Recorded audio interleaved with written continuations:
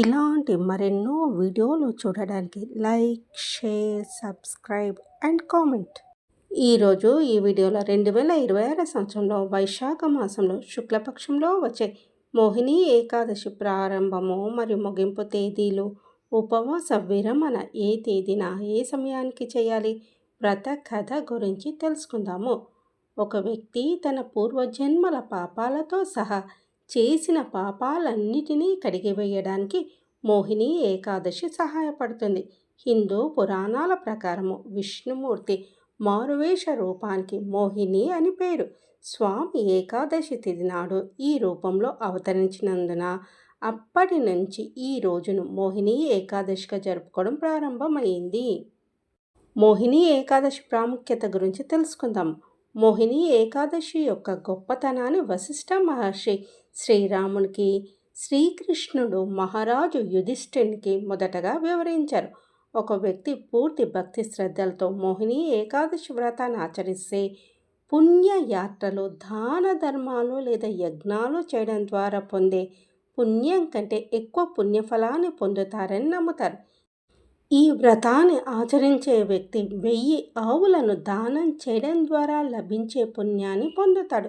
ఈ పూజ్యమైన వ్రతాన్ని ఆచరించిన వారు జనన మరణ చక్రం నుండి విముక్తి పొంది మోక్షాన్ని పొందుతారు. 2026 సంవత్సరంలో మోహిని ఏకాదశి ఏప్రిల్ 26వ తేదీన వచ్చి ఏప్రిల్ 27వ తేదీ వరకు ఉంటుంది. శ్రీ పరాభవ నామ సంవత్సరము, వైశాఖ మాసము, వసంత ఋతువు, ఉత్తరాయణము.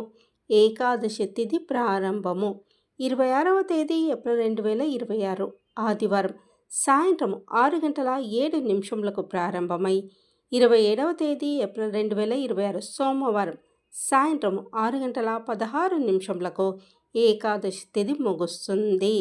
పారణ సమయము 28వ తేదీ ఏప్రిల్ 2026 మంగళవారం ఉదయం 5:59 నుండి 8:33 వరకు. మోహిని ఏకాదశి వ్రత కథ గురించి తెలుసుకుందాము. పద్మపురాణంలో చెప్పబడిన మోహిని ఏకాదశి వ్రత కథ. యుధిష్ఠిరుడు ఇలా అడిగాడు: ఓ జనార్దన, వైశాఖ మాసంలోని శుక్లపక్షంలో ఏ ఏకాదశిని పాటిస్తారు? దానివల్ల కలిగే ప్రయోజనాలు ఏమిటి? మరియు దానిని పాటించవలసిన పద్ధతులు ఏమిటి?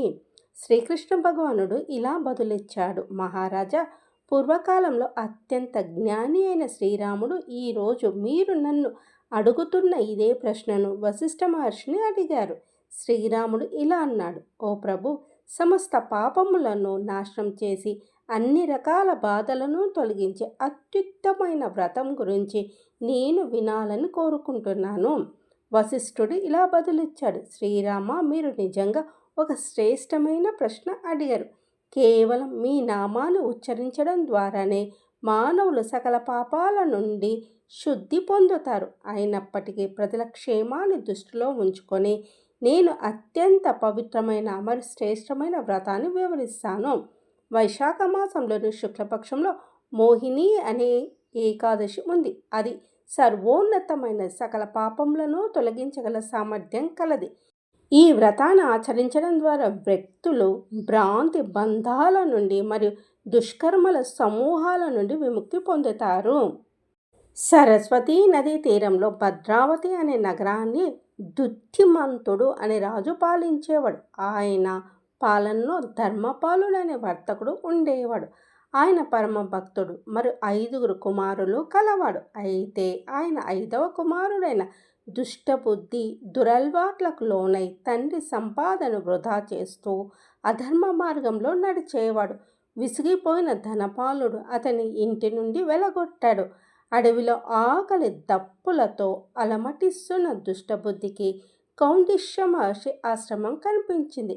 అక్కడికి వెళ్ళి తన తప్పు తెలుసుకొని పాప పరిహారం కోసం ఏదైనా మార్గం చూపమని మహర్షిని వేడుకున్నాడు. అప్పుడు కౌండిష్య మహర్షి ఇలా చెప్పాడు: కుమారా, వైశాఖ శుక్లపక్షంలో వచ్చే మోహిని ఏకాదశి వ్రతాన్ని ఆచరించు.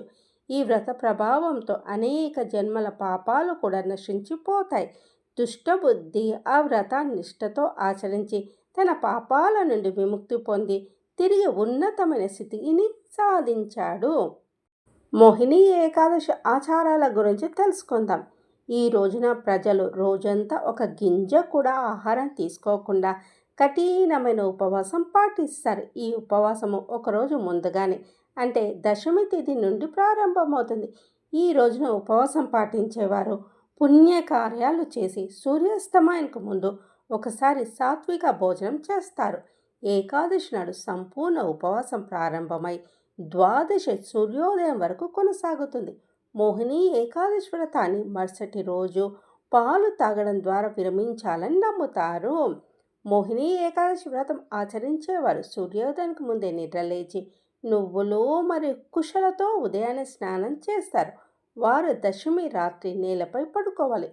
భక్తులు పగలు తమ దైవాన్ని ప్రార్థనలు చేస్తూ గడిపి రాత్రంతా శ్రీకృష్ణ స్తుతిస్తూ భజనలు పాడుతూ మంత్రాలు జపిస్తూ జాగరణ చేస్తారు. కొంతమంది ఆరోగ్య సమస్యల కారణంగా కఠినమైన ఉపవాస నియమాలను పాటించలేరు కాబట్టి వారు మోహిని ఏకాదశి నాడు పాక్షిక ఉపవాసం లేదా వ్రతం పాటించవచ్చు. పండ్లు, కూరగాయలు మరియు పాల ఉత్పత్తులు వంటి పలహారాలు తినడానికి అనుమతి ఉంది. మోహిని ఏకాదశి రోజున ఏ ఉపవాసం పాటించని వారికి కూడా అన్నము మరియు అన్ని రకాల ధాన్యాలు తినడం నిషిద్ధం. మిగతా ఏకాదశుల మాదిరిగానే మోహిని ఏకాదశి రోజు కూడా విష్ణుమూర్తికి అంకితం చేయబడింది. విష్ణుమూర్తి విగ్రహంతో ప్రత్యేక మండపాలను సిద్ధం చేస్తారు. భక్తులు చందనము, నువ్వులు, రంగురంగుల పువ్వులు మరియు పండ్లతో స్వామిని పూజిస్తారు. తులసి ఆకులు విష్ణుమూర్తికి ప్రీతికరమైనవి కాబట్టి వాటిని సమర్పించడం చాలా శుభప్రదం. కొన్ని ప్రాంతాల్లో మోహిని ఏకాదశి రోజున విష్ణుమూర్తి అవతారమైన శ్రీరాముని కూడా పూజిస్తారు.